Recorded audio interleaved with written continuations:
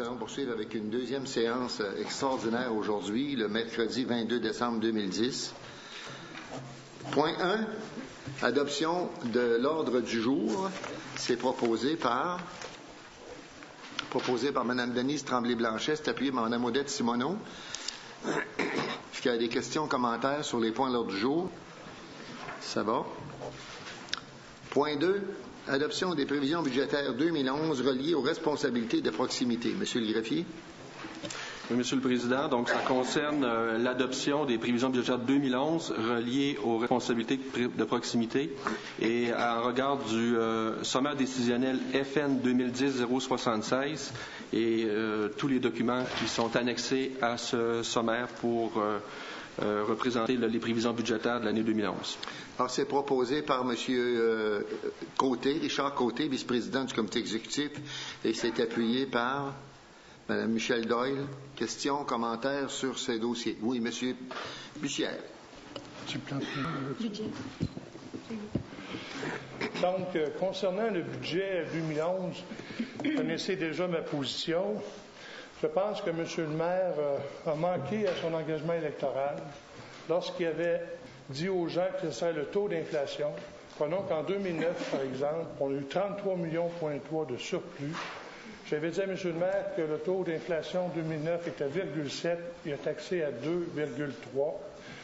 Et donc, on a engrangé des millions. Puis avec 2010, on a taxé à 2,25, puis on sait que c'est 1,4 à date. Donc, les deux ensemble, là, c'est 2,4. C'est plus de 19,2 millions d'engrangement que le maire a fait. Et là, M. le maire a dit, bon, écoutez, on va prendre la moyenne de 2011, des prévisions de 2011, qui est finalement 2,3, 2,4. Bien, 2,3, 2,4, c'est exactement ce qui est surchargé aux citoyens. Fait qu'il aurait dû faire amende honorable et faire un congé de taxe. Même avec un congé de moyenne de 0, il y aurait eu des... On le sait, il y en a qui auraient payé un peu plus, un peu moins à cause de la fiscalité municipale. Vous savez, le fait d'harceler le maire sur le taux d'inflation, j'ai quand même obtenu 1%. C'est un pas que le maire a fait, M. le Président, mais c'est pas assez. Il aurait fallu qu'il fasse un deuxième pas. Parce que le maire, au mois de juin, lorsqu'il s'est rendu compte de l'engrangement qu'il avait fait, imaginez 33 millions, c'est ce qui est surplus de la Ville de Montréal pour 5 fois plus de population. Un engrangement avec des réserves pour plus de 75 millions à date. Puis même, M. le directeur général nous a donné la réserve pour le déficit actuariel de l'ancienne ville qu'on n'avait pas. C'est plus de 46 millions en réserve aussi pour le fonds de retraite. C'était l'occasion de donner un congé de taxe, mais M. le maire est mieux engrangé pour éventuellement payer son amphithéâtre parce qu'on ne va pas m'en payer plus cher que 50 millions. Ou encore pour donner un congé de taxe l'année des élections. Mais il n'a pas ménagé les contribuables, M. le Président, qui ont été charmants avec l'évaluation municipale de l'an dernier, ont payé jusqu'à 40-50% d'augmentation de taxes l'an dernier. Vraiment, il aurait pu, il l'a dit, j'aurais pu faire un gel, mais je ne le fais pas. La seule chose qu'il a faite, M. le Président, c'est de dire, écoutez, on a ramassé moins de neige cette année, bon, on va vous retourner ça. Bien, écoutez, on n'a pas le retourné. En fait, il n'y aurait pas eu on aurait eu de la neige normale, on aurait été à 2,3 pareil. Il y en a pas moins que ce n'est pas une diminution de taxes, c'est tout simplement de régler des comptes correctement. Moi, la diminution était due compte tenu de la surtaxation du maire et puis il n'a pas respecté son engagement électoral. C'est la principale raison pour laquelle moi je ne voterai pas pour. Puis il y a des dépenses qui se sont accumulées, puis je termine en disant qu'il y a tellement de dépenses qu'il n'y a même pas assez de revenus en prévision des dépenses, qui a été chercher 8,6 millions, M. le Président, dans les surplus de la Ville pour balancer son budget, tellement qu'il a mis des dépenses, il y a 2,2 millions d'événements spéciaux qu'on ne connaît même pas ce que ça va être. Et puis, moi, j'ai l'impression qu'on a surbonifié les cadres en boni, en salaire. Moi, j'ai l'impression que c'est le déséquilibre total. Et c'est pas un budget là, qui est, à mon point de vue, acceptable pour cette année. Il l'aurait été s'il y aurait eu un gel. Alors, Monsieur le maire. Écoutez, ça va, je ne suis pas surpris de ça, puis c'est de bonne guerre, là. C'est juste à trop en mettre à un moment donné. Écoutez, les surplus, Monsieur le Président, savez-vous comment ça se ramasse, les surplus? pendant 12 mois, pendant 52 semaines, à serrer la vis tout le temps, à dire non, puis à couper tant qu'on peut, en coupant des postes, en coupant ici et là, en refusant les augmentations, les nouvelles affaires. C'est comme ça, M. le Président, qu'on ramasse le surplus. Et aussi parce que la ville va bien, parce qu'on la vend bien, cette ville-là. Cette ville-là va bien.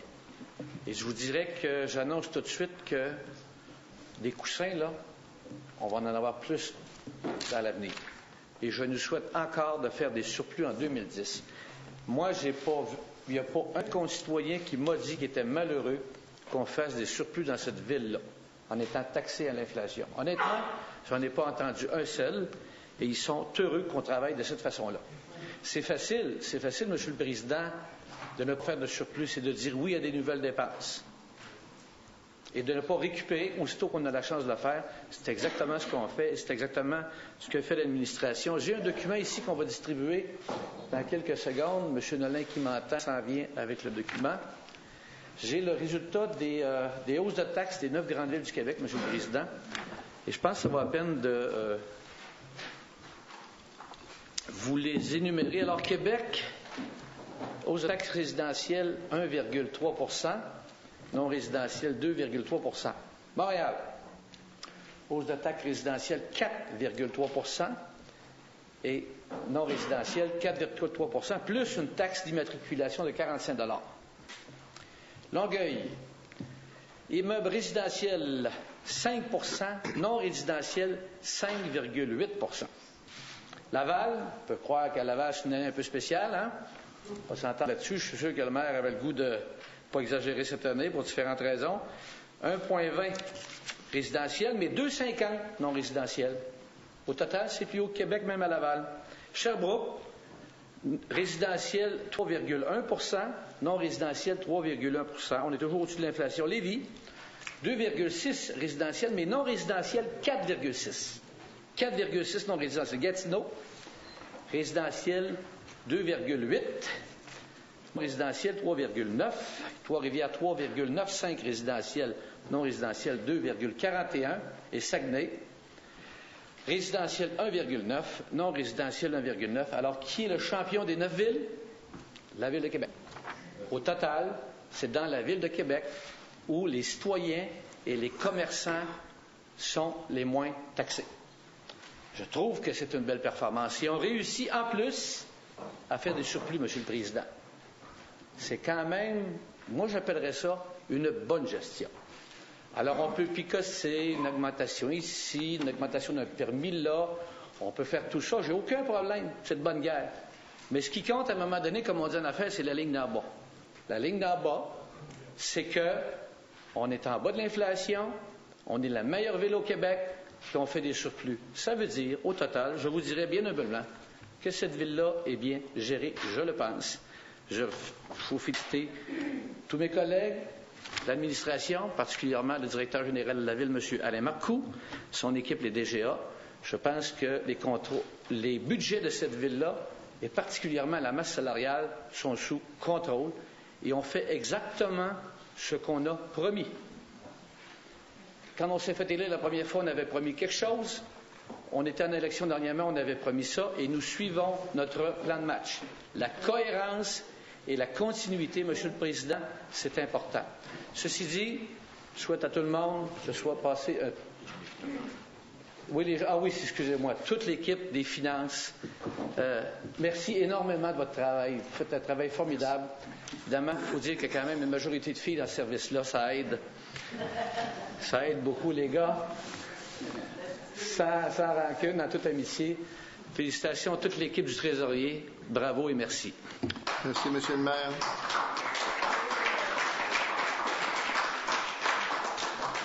Est-ce qu'il y a d'autres interventions? Mme Guérette. Merci, M. le Président. En fait, je veux poursuivre. J'ai exprimé déjà aux médias, j'ai fait un communiqué, mais là, je veux prendre au vol un peu ce qui se passe au fur et à mesure. Et là, maintenant, ce que je peux dire au maire, c'est que quand il montre aux gens que les hausses de taxes à Québec, à Montréal, à Longueuil, à Laval, en fait, il montre seulement un aspect. Il y a d'autres éléments à considérer pour comparer les villes, M. le Président. Ça, là, c'est une chose. C'est juste le côté givré là, de l'affaire. Hein? Parce qu'il faut comparer aussi l'explosion des valeurs foncières. Est-ce qu'à Longueuil-Laval, il y a eu autant d'augmentation de la valeur des propriétés qu'à Québec? Écoutez, montrez-nous-le. Là, vous nous donnez un seul et unique tableau. C'est insuffisant. Il aurait fallu aussi avoir ensuite, exactement, le taux de taxation de ces différentes villes. Donc, c'est une équation à plusieurs inconnus, Monsieur le Président.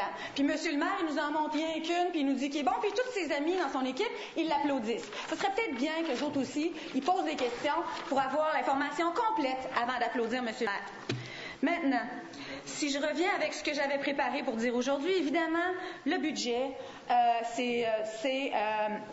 premièrement, moi, comme conseillère municipale indépendante, j'en ai été informée. Mais je n'ai pas participé à cette construction. Alors, évidemment, il n'y a pas une virgule là-dedans qui est quelque chose que moi, j'aurais proposé. Alors, évidemment, je suis inconfortable de l'appuyer inconditionnellement. Donc, je voterai contre, même si je suis d'accord avec des éléments de ce budget et je suis en désaccord avec certains autres éléments également. Alors, je vous donne deux raisons principales. Mais il y a une raison majeure pour laquelle je n'appuie pas ce budget, c'est l'augmentation des dépenses. Parce que moi, je pense, Monsieur le Président, que oui, c'est vrai que ça va bien à la Ville de Québec. L'argent entre par les fenêtres, l'économie va bien, la construction va bien. Juste cette année, on a 48 millions de dollars simplement en entrée de taxes supplémentaires. Mais l'argent sort également par les fenêtres, Monsieur le Président. Écoutez, 20 millions de dollars d'augmentation en contrat donné au privé. Moi, je trouve que c'est trop. Alors, tandis que le maire coupe donc dans les salaires des employés, qu'il coupe dans la quantité d'employés, il augmente le salaire des cadres et il donne pour 20 millions de dollars de contrats au privé. Alors, moi, je trouve que c'est exagéré et je n'appuierai pas pour cette raison. Dernière raison, toujours en lien avec l'augmentation des dépenses, bien sûr, 2,2 millions de dollars d'augmentation pour les grands événements. Une surprise du maire. On attend. Là, aujourd'hui, là, les gens ici vont voter les deux yeux fermés. Moi qu'ils le sachent, là, moi en tout cas, je ne sais pas c'est quoi ce 2,2 millions-là. Je ne sais pas c'est quoi l'événement qui s'en vient ou les événements qui s'en viennent. Donc, vous comprendrez, Monsieur le Président, vous me connaissez un petit peu, c'est impossible que je vote aujourd'hui les deux yeux fermés sur un montant de 2,2 millions. Alors, voilà les donc raisons principales. Puisqu'on a seulement 3 minutes, on essaie de garder ça concis. Donc, j'essaie de m'en tenir à l'essentiel. Merci. Merci, Mme Guérette. Monsieur Guilbeault. Alors, Monsieur le Président, moi également, je suis en désaccord avec ce budget pour quelques raisons, particulièrement au départ avec celle de mes collègues, mais aussi parce qu'il y a des dépenses que je considère excessives et inutiles dans ce budget-là. Une d'entre elles, c'est la décontamination des terrains que l'on fait à coût de millions. L'avant-dernier conseil, on a consacré 8 millions seulement de décontamination des terrains. Monsieur le maire est très ami avec le maire Daly et en contact régulier avec lui. Et Monsieur Daly lui a sans doute mentionné qu'est-ce qu'il faisait avec ces terrains industriels. Il les transforme en parcs. Parce qu'actuellement, ce que l'on fait à la Ville de Québec, c'est qu'on les décontamine. Une fois décontaminés, les terrains valent une fraction du prix de la décontamination. Il me paraîtrait normal, plutôt, que d'attendre de trouver une technique pour qu'ils puissent être décontaminés à beaucoup moins de frais si, dans 50 ans, si on ne voulait pas avoir ces packs-là, qu'ils puissent l'être à ce moment-là. Alors, dans le budget, c'est par dizaines de millions de dollars des dizaines de millions de dollars qu'on consacre à la décontamination des terrains et je pense qu'on abuse. Il y a des cas qu'il faut faire, qu'il faut décontaminer, mais pas at large, pas pour tous les terrains, et il y en a une multitude dans la Ville de Québec. Deuxième raison pour laquelle je m'oppose à ce budget-là, c'est que, d'ailleurs, au dernier conseil et à l'avant-dernier, il y a eu une dizaine d'augmentations de tarification. D'ailleurs, on en vient d'en passer 3 dans la séance précédente. Toutes ces tarifications-là, ce sont des taxes déguisées, des augmentations de taxes. C'est les mêmes citoyens qui payent ces taxes-là que ceux qui vont avoir une augmentation de taxes. J'en ai calculé au moins une vingtaine depuis le mois de septembre, mais il y en a probablement plus. Tout y passe. il y a des augmentations qui vont jusqu'à 200% d'augmentation. C'est des montants considérables qui vont chercher dans les poches de nos contribuables. Et ça dépasse amplement le montant de l'augmentation de 1,3% dont on augmente le montant des taxes actuellement. Et je dois aussi... donc, je pense qu'on devrait ne pas faire d'augmentation de taxes cette année, donner un congé, puisqu'on se reprend sur la tarification. Par ailleurs, ces tarifications-là, l'ensemble de ces montants-là, ne nous ont pas été présentés au budget. Ou bien non, ils n'ont pas été prévus comme tels dans le budget, ou ils ont été mis dans les divers postes sans qu'on puisse savoir quel est le montant global total de ces tarifications-là. Et ça me paraît un petit peu sournois, insidieux. J'ai l'impression qu'on cache des choses. J'aurais bien voulu savoir quel montant on allait chercher en faisant ces tarifications-là. M. Guilbeault, je vous arrête ici, là. J'aimerais ça que vous ne fassiez pas allusion là, à des gens qui cachent, qui sont sournois. Non, laissez-moi terminer, s'il vous plaît. Là. À l'avenir, je demanderai à tout le monde dans la salle là, de faire attention, de ne pas utiliser des mots qui peuvent blesser les autres. Et ça vaut pour tout le monde. Il y a des choses, des fois, qui se disent qui ne sont pas tout à fait des choses... convenable, là. Et alors, je retire ma parole, c'est pas difficile. Monsieur Guilbeault, c'est pas toujours facile pour un président de dire ce mot-là, il est pas bon, ce mot-là, il est sur la ligne, lui, on l'utilise pas. Je pense que vous êtes des adultes, puis il faudra faire attention. Je pense pas qu'il y ait personne de sournois, M. Guilbeault. Bien, écoutez, il apparaissent une part, ces montants-là, ils sont considérables. Alors, je veux le souligner, et ils dépassent certainement la valeur de 1,3% de l'augmentation des taxes qu'on charge aux citoyens. Par ailleurs, on dit qu'on augmente les taxes de 1,3%, mais en fait, s'il n'y avait pas eu très peu de neige l'an dernier, puis qu'on avait un gros surplus de neige, on aurait eu 2,3% d'augmentation cette année. Je vous demanderai de conclure. Pardon? Je vous demanderai de conclure. Oui. Alors, pour toutes ces raisons-là, Monsieur le Président, et quelques autres, je vais me prononcer contre ce budget-là. Merci. Merci, M. Guilbeault. En passant, pendant que j'ai parlé, j'avais arrêté le compteur pour... Est-ce qu'il y a d'autres personnes qui veulent s'exprimer? Ça va? Alors, étant donné qu'il y a des gens qui sont contre, j'imagine qu'on devra voter. Alors, ceux qui sont en faveur, par la main levée. Est-ce que ça va, M. Greffier? Ceux qui sont contre la proposition, Mme Guérette, M. Bussière et M. Guilbeault. C'est adopté avec la dissidence de ces trois personnes-là.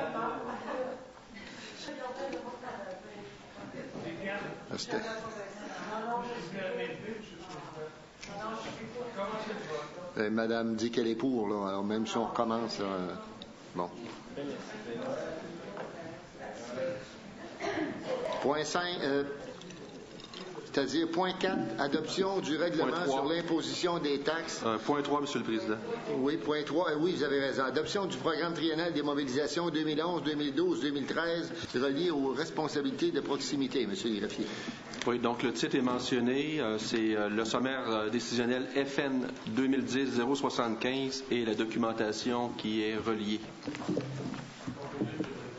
Alors, c'est proposé par M. Richard Côté, c'était pris par M. François Picard, qui a des questions, commentaires sur ce dossier. Madame Guérette. Est-ce que j'ai 3 ou 5 minutes, M. le Président? C'est 3 minutes, Madame. Okay. J'ai laissé tout à l'heure, là, pour votre information, 3 minutes 18, 3 minutes 38 à M. Bussière, 3 minutes 29 à M. Guilbeault. Vous étiez parti sur un élan, puis c'est un dossier important. Alors, allez-y, Madame. OK, donc c'est pas comme une séance normale, là, c'est 3. Ben, écoutez, je peux vous arrêter à 3 minutes, c'est même mieux. Je vais essayer de faire ça vite, là. En tout cas. Bon, alors, en ce qui concerne le PTI,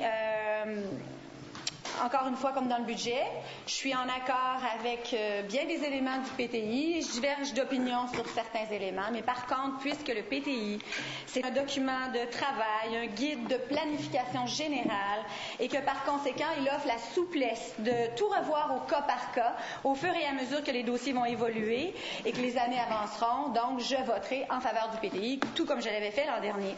J'exprimerai quand même brièvement, Monsieur le Président, mon opinion sur 5 dossiers majeurs sur lesquels je diverge d'opinion. Amphithéâtre. Un montage financier qui change à tous les jours. Pas d'argent du fédéral, pas d'argent du privé, pas d'équipe de la LNH, pas de montagne, pas d'Olympique, pas de Forum universel des cultures, et on planifie des dépenses de 50 millions de dollars.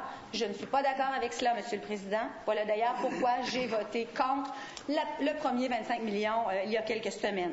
Je considère que c'est jouer d'imprudence et que c'est mettre la charrue en avant des bœufs. Le miroir d'eau. Évidemment, dans ce projet, je suis convaincue qu'on peut faire plus à moindre coût. 5 millions de dollars pour aménager les pourtours de l'hôtel de ville.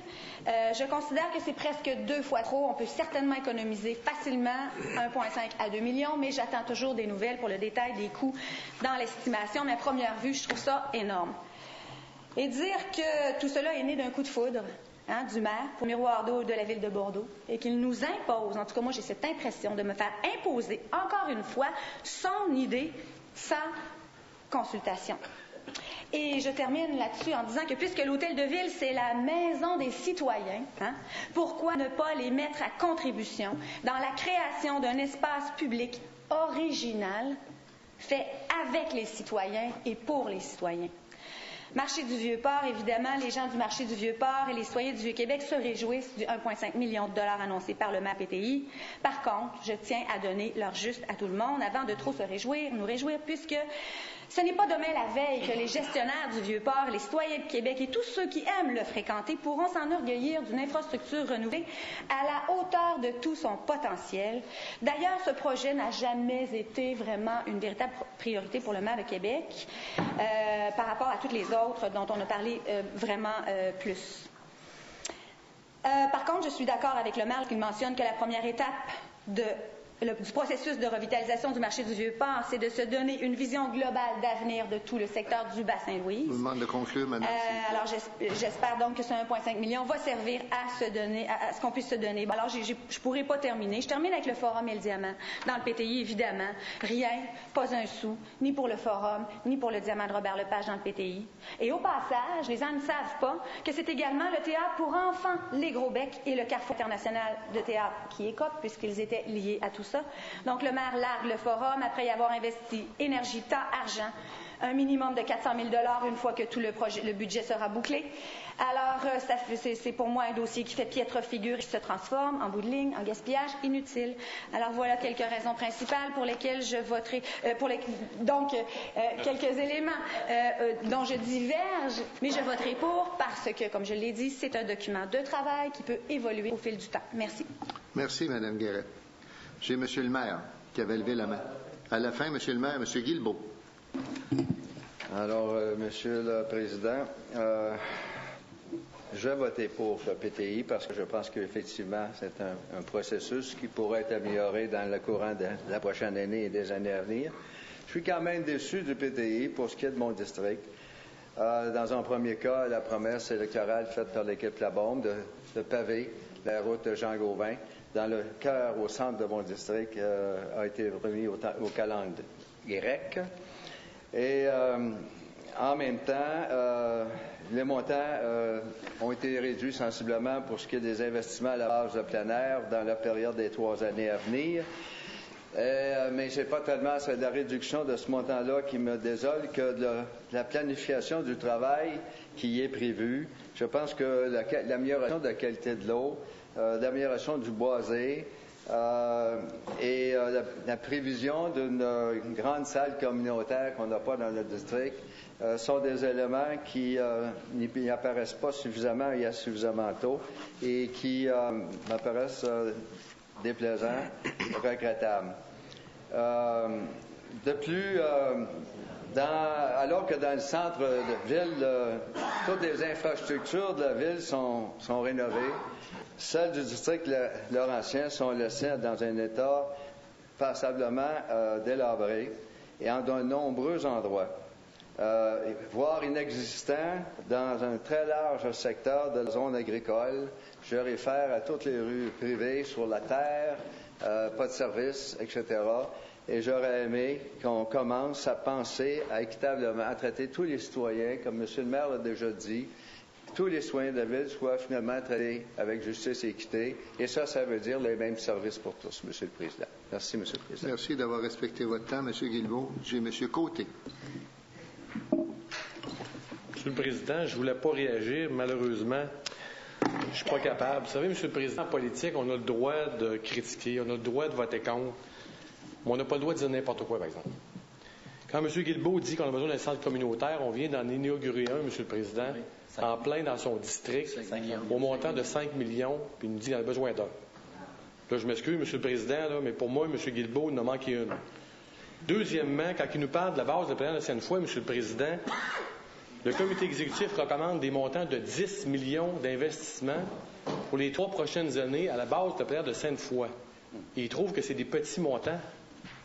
Là, M. le Président, là, je m'excuse, là, comme je vous l'ai dit, on a le droit de critiquer, mais de dire n'importe quoi, là, quand on sait que M. Guilbeault va avoir plus quasiment de 12 millions d'investissements dans son propre district dans les 3 prochaines années.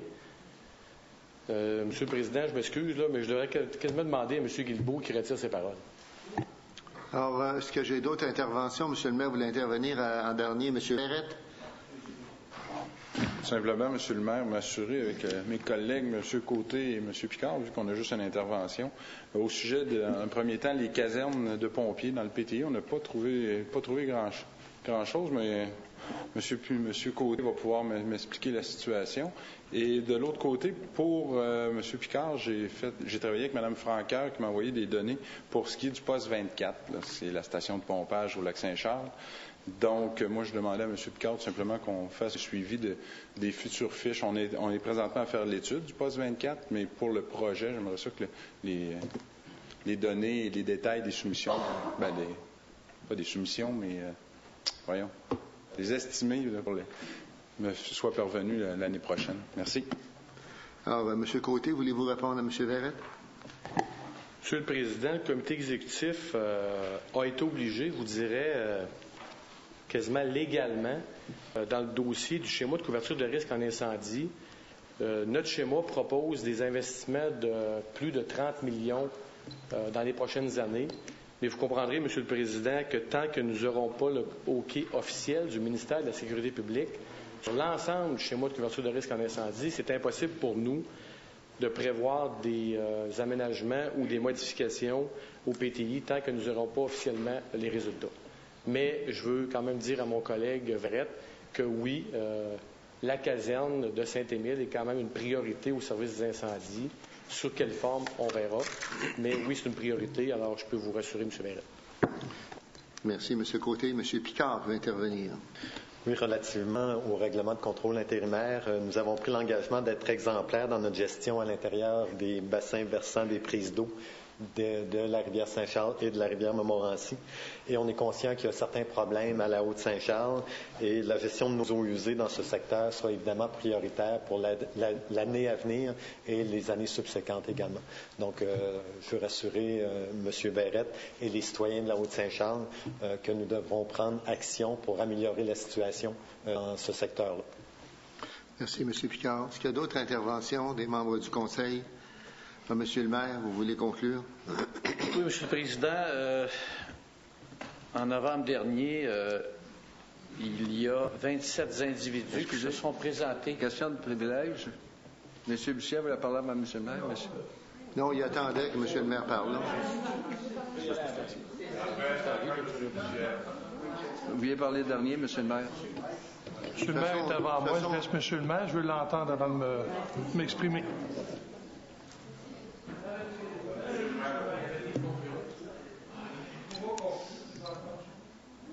Allez-y, M. Bussière. J'aurais aimé entendre M. le maire avant peut-être de faire mon intervention, mais je ne reprendrai pas ce que mes collègues, en fait, ont dit, mais j'adhère, en fin de compte, au point de vue qui ont été énoncés. C'est sûr que c'est un plan triennal d'immobilisation. On a vu cette année qu'on a pris 25 millions qui étaient étalés sur 3 ans, 4 millions, exemple, pour l'amphithéâtre. On a tout ramené ça, 25 millions. On aurait étendu un autre 25 millions dans le plan, qui va peut-être comme un accordéon, comme jouer à l'accordéon. On ramène ça peut-être en 2011. Peut-être qu'on rajoutera l'an prochain encore de l'argent dans le PTI pour l'amphithéâtre. Mais on remarque que les décisions reviennent à chaque fois au Conseil. Le plan réel d'immobilisation, c'est intéressant, c'est la planification des engagements électoraux de l'équipe La Beaume.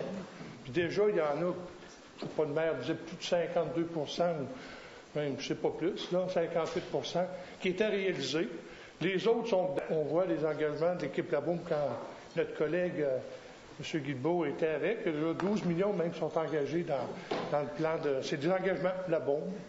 Fait que, probablement, moi, ce que j'aurais aimé savoir, est-ce qu'on va avoir 100% des engagements réalisés cette année ou vraiment ça va être étalé sur 3 ans? Et on était supposé nous fournir l'ensemble des projets, des engagements du parti Labaume pour nous donner une idée dans le plan triennal si vraiment tous les engagements électoraux étaient respectés. La même chose des arrondissements, voir, on a dit des arrondissements, il y en a tant de réalisés. En fait, poursuivre votre plan de match, mais on n'est pas contre. Écoutez, vous avez été élu pour réaliser ces engagements-là. Mais on voudrait bien les voir s'ils sont tous là.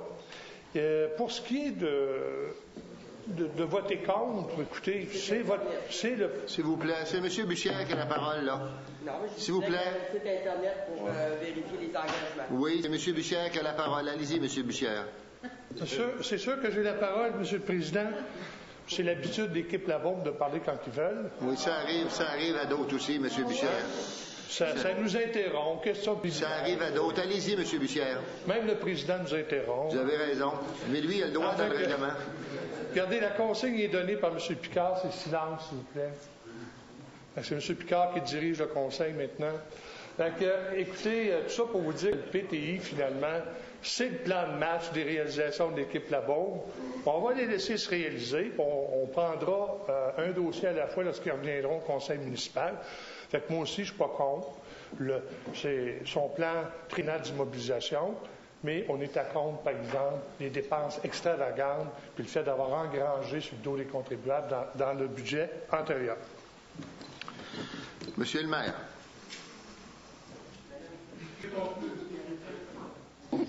Monsieur le Président, s'il vous plaît. Seulement dire que c'est assez simple de vérifier les engagements de l'équipe Labaume. C'est totalement transparent. C'est sur le site de l'équipe Labaume. Pas plus compliqué que ça.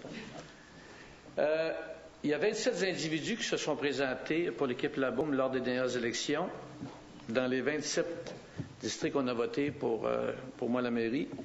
Et dans 25, on a élu des membres de l'équipe Labaume.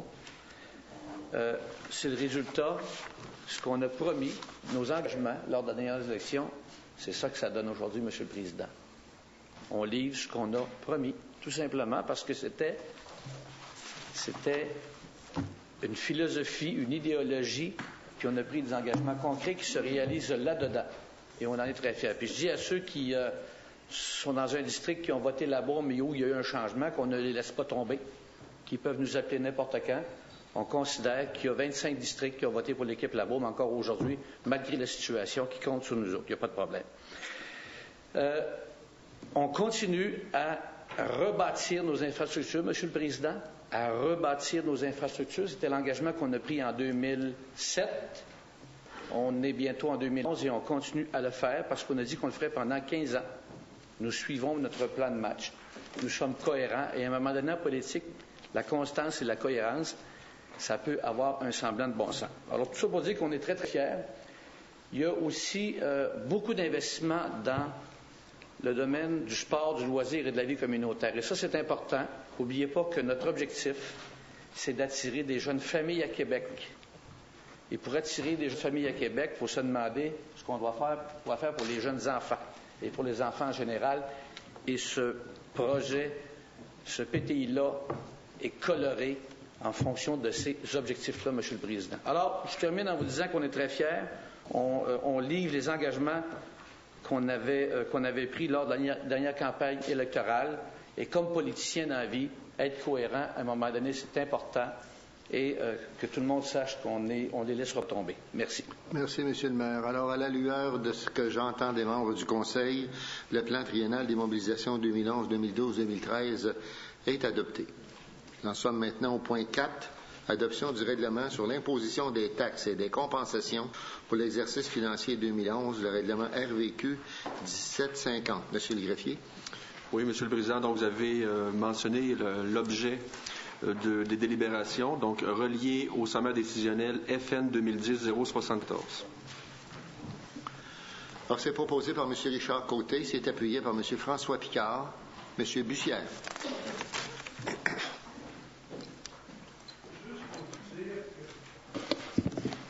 Je vais voter contre l'imposition des taxes. Effectivement, M. le maire, tout à l'heure,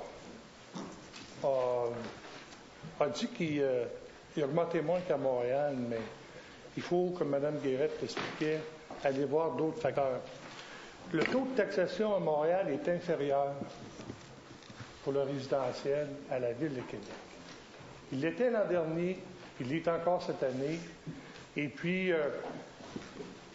il faut regarder ça par rapport à notre valeur immobilière, notre propriété, notre terrain. Et le taux de taxation, lui, il vient tout simplement à partir de la valeur fixée, c'est seulement la taxe qu'on va payer. Il aurait fallu qu'il baisse le taux de base pour rattraper finalement son engagement électoral sur l'inflation, parce qu'il est au-dessus de l'inflation des dernières années. Mais il ne l'a pas fait. C'est son choix politique. Il est mieux engrangé. Mais il en a pour moi qu'avec ça, il est encore plus haut que Montréal. On paye plus cher de taxes à Montréal, au 100 $ d'évaluation dans le résidentiel. C'est ça le résultat de ce budget-là. Puis moi, je n'autoriserai pas d'adopter les règlements pour l'imposition des taxes. Fait que le résultat, il faut dire la vérité, M. le Président. On peut jouer avec les chiffres, là. Mais on a eu un économiste qui nous a expliqué le taux d'inflation. Puis c'est vrai, on a été chercher de l'argent parce qu'on a surtaxé. Puis ça aurait été juste honnête de retourner aux citoyens l'argent qu'on leur avait pris en trop parce qu'on leur a dit qu'on leur taxerait seulement le taux d'inflation. On peut jouer avec les chiffres, même la projection de l'an prochain, M. le Président, c'est une projection à 2,4. Mais ça pourra être 1,9, comme la Banque de Montréal l'a indiqué dans les projections pour 2011. On fait une moyenne. C'est seulement à la fin qu'on va savoir comment ça coûte réellement. Puis il devrait y avoir un ajustement pour être honnête et redonner aux contribuables qui payent nécessairement pour qui payent pour ce qu'il y a à payer comme service puis développement de la ville, mais pas plus. Puis, je vais vous dire, là, même si on a augmenté le salaire minimum, là, les taxes, pour certains, ça fait mal. Merci. Merci, M. Bussière. Est-ce qu'il y a d'autres interventions? Mme Guérette. Oui, ça va être très, très simple dans ce dossier-là, M. le Président.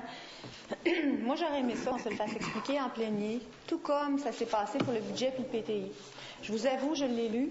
J'ai de nombreuses questions, mais en 3 minutes, ça va être impossible là, de pouvoir aller au fond de tout ce que j'aimerais comprendre là-dedans.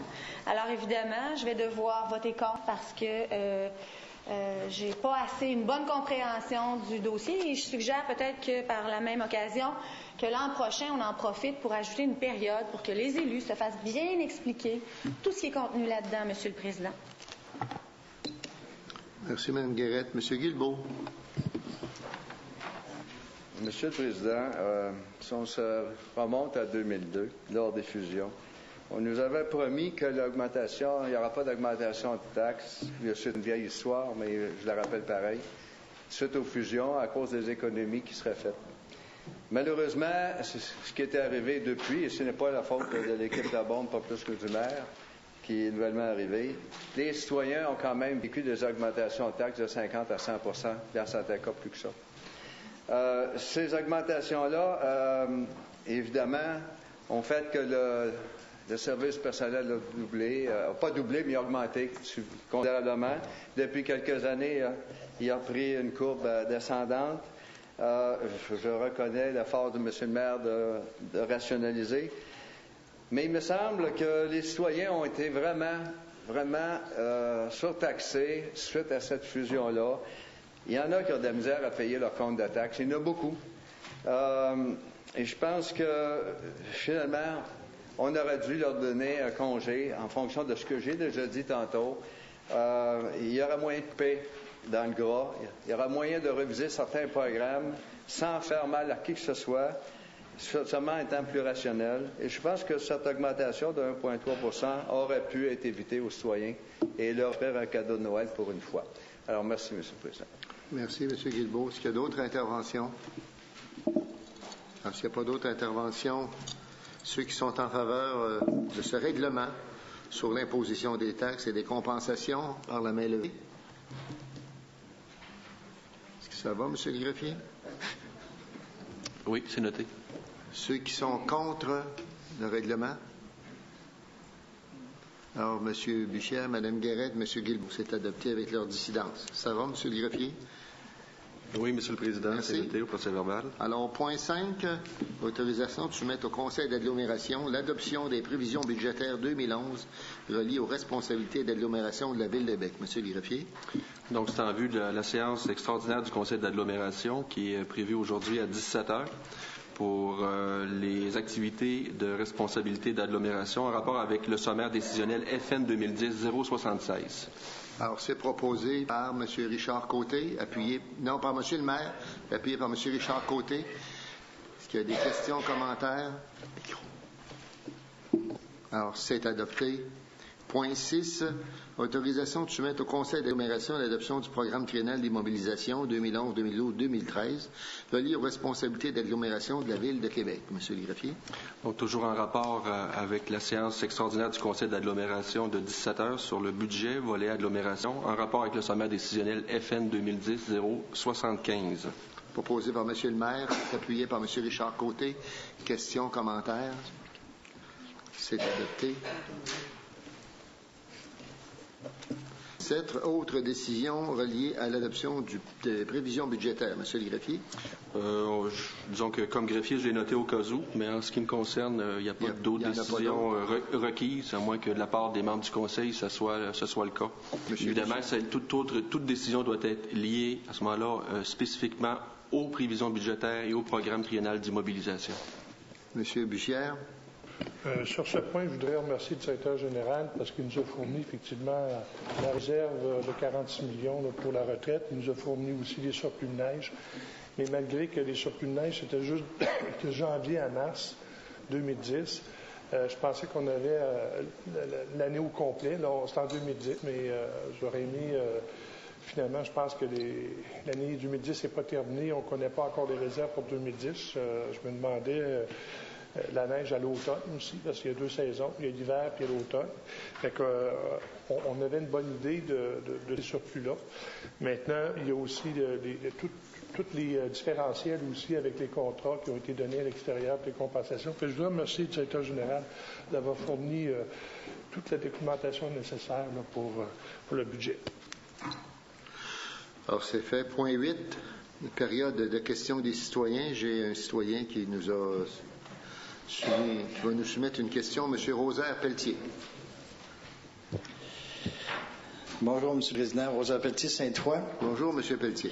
Ma question s'adresse à M. le maire. Dans le programme triennal d'immobilisation pour 2011, 2012, 2013, quel montant est inscrit pour poursuivre le rêve olympique? Monsieur le maire. Il n'y en a pas, M. le Président. Alors, il n'y en a pas. Est-ce qu'il y a d'autres personnes qui n'auraient pas inscrit leur nom, qui voudraient poser des questions? M. Pelletier, vous en avez une autre? Non, je n'ai pas de questions tant que ça. Il faut que je m'en garde pour 2011. Et le règlement stipule que c'est deux questions. Alors, allez-y, M. Bussière. M. Pelletier. Oui.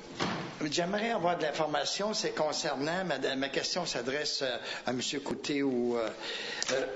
dans le document qui a été ici à l'entrée, au conseil municipal de lundi, répartition des dépenses. J'aimerais savoir le 22.8 service à la dette brute. Ça peut représenter combien?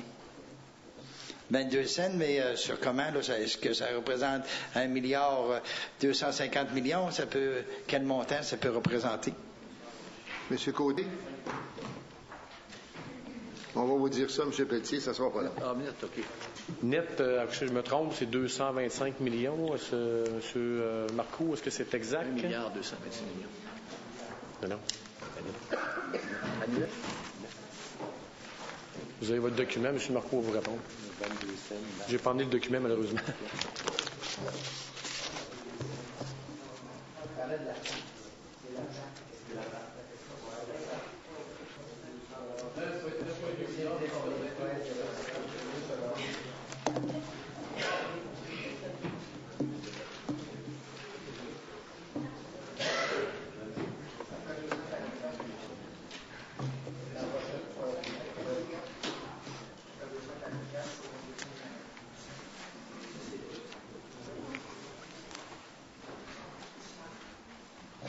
Monsieur Marcoux. Le tableau auquel fait référence Monsieur Pelletier. M. Pelletier indique que sur la répartition des dépenses, si on prend $1 canadien, il y a 22 cents,8 qui vont pour le service de la dette. Alors, le coût du service de la dette brute équivaut à 22,8 du budget. Le coût du service de dette nette, parce qu'on reçoit beaucoup de subventions, est de, si ma mémoire est bonne, de 18,75. Alors, sur une pièce, en somme, si on voulait résumer, tous les journalistes ont eu ce modèle-là. Une pièce, quelle est la proportion qui va au service de la dette, la proportion au transport en commun, etc. Vous avez toute la description autour, c'était distribué aux citoyens. Alors, la totalité du service de la dette qui est dans le budget, capital et intérêt, c'est 22,8 cents sur une pièce, alors 22 dans le fond, 0,8. Si on prend le service de dette net, parce qu'on reçoit beaucoup de subventions des gouvernements, c'est environ 18 cents,75 qui est à la charge des citoyens. Ça va? Merci. Merci, alors, monsieur. C'est une table Marcoux, merci. qui se découpe en morceaux différents. Oui. C'est ça. Est-ce qu'il y a d'autres citoyens? Vous aviez une réponse à donner, M. Picard? Hein? M. Picard, vous aviez un complément de réponse à donner? Allez-y. Monsieur le Président, dans notre document, à la page 75, en montant, service de la dette brute, 274 millions, des revenus de 48,3 millions, ce qui fait un service de la dette nette de 225,7 millions. Merci, M. Picard. Alors, n'ayant pas d'autres questions de la part des citoyens, au nom, s'il vous plaît, au nom de tous les membres du Conseil, je vais souhaiter à la population un joyeux Noël, une bonne année, et vous dire que la prochaine réunion du Conseil, séance ordinaire, sera le 17 janvier 2011. Alors, un beau Noël, bonne année tout le monde. Merci.